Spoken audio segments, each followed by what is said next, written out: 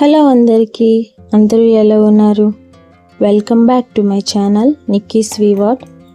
ఈరోజు అయితే నేను ఈ వీడియోలో చూపించబోయేది ఏంటంటే 6 months to 2 years వరకు పిల్లలకి మనం ఉగ్గు అంటాం కదా, హోమ్ మేడ్ సిరలాక్, అదైతే చేయబోతున్నాను. ముందుగా నా ఛానల్ ఎవరైతే సబ్స్క్రైబ్ చేయలేదో చేసుకోండి, అలాగే లైక్ కూడా చేయండి, నాకు కూడా కొంచెం మోటివేషన్గా ఉంటుంది. సో ఇక్కడైతే నేను 1 కప్పు బియ్యం అయితే తీసుకున్నాను. మేమైతే ఇవి రేషన్ బియ్యం అయితే తీసుకోలేదు, పొలంలో పండించిన బియ్యము, రైతు బియ్యం తీసుకున్నాము. సో మేము కూడా అవి తింటాం కాబట్టి అవైతే బేబీకి కూడా మంచి హెల్తీగా ఉంటుంది, బేబీ గ్రో అప్ అవడానికి కూడా చాలా బాగుంటుంది. ఇవైతే దోరగా వేయించేసుకోవాలి. తర్వాత ఒక 4 చెంచాల పెసరపప్పు కూడా తీసుకున్నాను.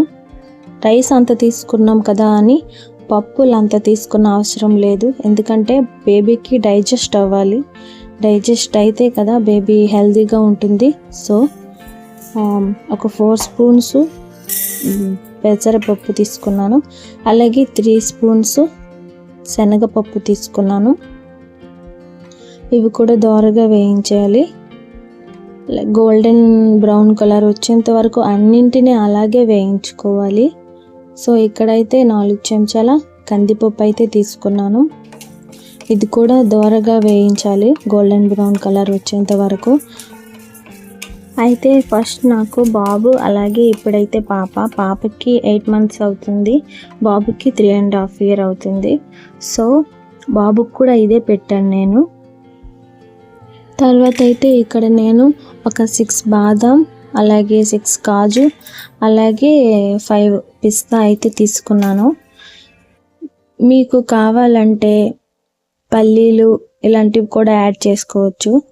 సో నేనైతే ఇవే యాడ్ చేసుకున్నాను. ఇవి కూడా దోరగా వేయించేసుకోవాలి.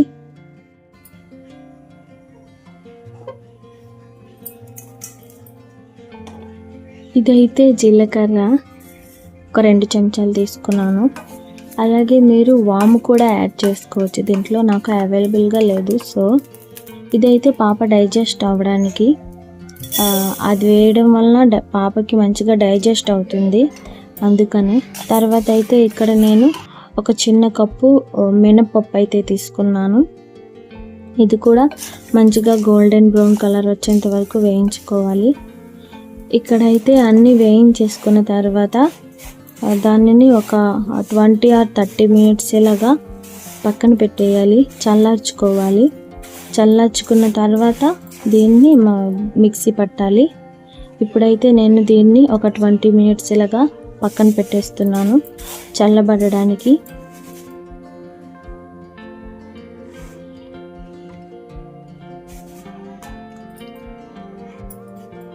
ఇవైతే చల్లగా అయిపోయిన తర్వాత దీనిని కొంచెం మిక్సీ పట్టుకోవాలి. ఒక్కసారి మొత్తం వేసేస్తే అది సరిగ్గా తిరగకపోవడం ఇలా అవుతుంది. సో కొంచెం వేసి అది మెత్తగా అయ్యేంత వరకు, మెత్తగా సాఫ్ట్గా వచ్చేంత వరకు దానిని మిక్సీ పట్టాలి. చూడండి, నేను చూపిస్తున్న విధంగా ఎంత సాఫ్ట్గా ఉందో, చాలా సాఫ్ట్గా వచ్చేంత వరకు మిక్సీ పట్టాలి.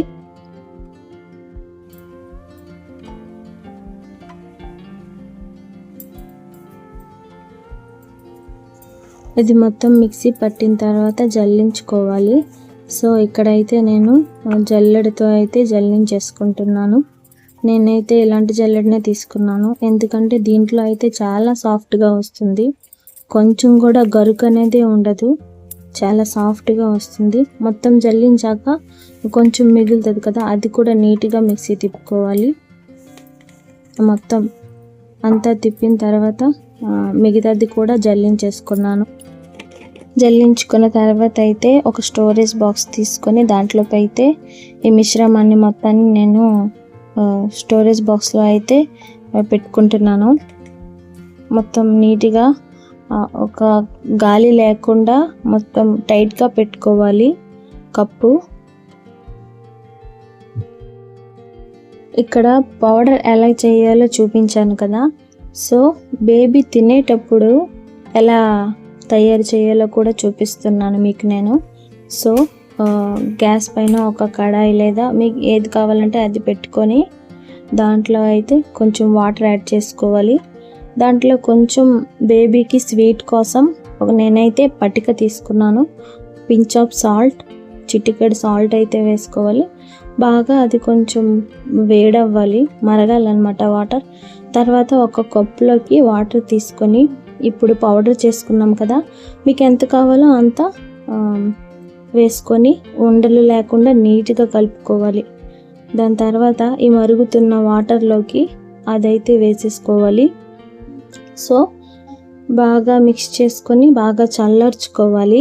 చల్లార్చుకున్న తర్వాతే బేబీకి తినిపించాలి. సో ఇక్కడైతే ప్రిపరేషన్ మొత్తం అయిపోయింది. ఈరోజైతే నేను మీకు ఈ వీడియోలో అయితే ఇది చూపించాలనుకున్నాను. సో నా వీడియోస్ మీకు నచ్చినట్లయితే లైక్ చేయండి, అలాగే సబ్స్క్రైబ్ కూడా చేసుకోండి. ఇలాగే నాకు కూడా మోటివేషన్గా ఉంటుంది. మీరు నన్ను మోటివేట్ చేయడం వల్ల ఇంకా నా వీడియోస్ అన్నీ ముందుకు వెళ్తూనే ఉంటాయి. ఇంకా మంచి మంచి వీడియోలు పెట్టడానికి ట్రై చేస్తూనే ఉంటాను నేను కూడా. సో ఈరోజైతే ఈ వీడియో మంచిగా చల్లార్చుకున్న తర్వాత అయితే బేబీకి తినిపించాలి. సో గ్యాస్ ఆఫ్ చేస్తున్నా, నేను గ్యాస్ ఆఫ్ చేసి చల్లార్చుకుంటున్నా. సో ఇక్కడితో అయితే నా వీడియోని ఎండ్ చేస్తున్నాను. అందరికీ చాలా థ్యాంక్స్ నా వీడియో చూస్తున్నందుకు.